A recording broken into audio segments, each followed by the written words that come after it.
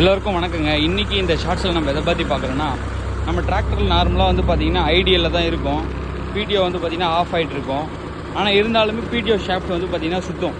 So இது எதனால் சுற்றுது அப்படின்னு கேட்டிங்கன்னா, இன்ஜின் ஐடியில் இருந்தாலும் கியர் பாக்ஸில் வந்து பார்த்திங்கன்னா நம்மளுக்கு வந்து டிரான்ஸ்மிஷன் வந்து நடந்துட்டு தான் இருக்கும். நம்மளுக்கு வீலுக்கு மட்டும்தான் பவர் வந்து போகாமல் ஸ்டாப் பண்ணி வச்சுருப்போம்.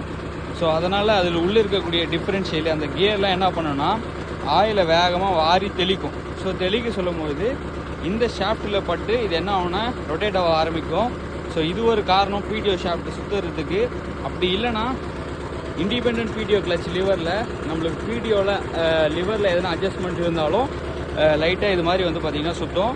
ஸோ இது வந்து கையால் பிடிச்சாவே நம்மளுக்கு வந்து பார்த்திங்கன்னா நார்மலாக நின்றும். அதை பார்த்தா தெரியும், கையால் பிடிச்சாவே நிற்கும்.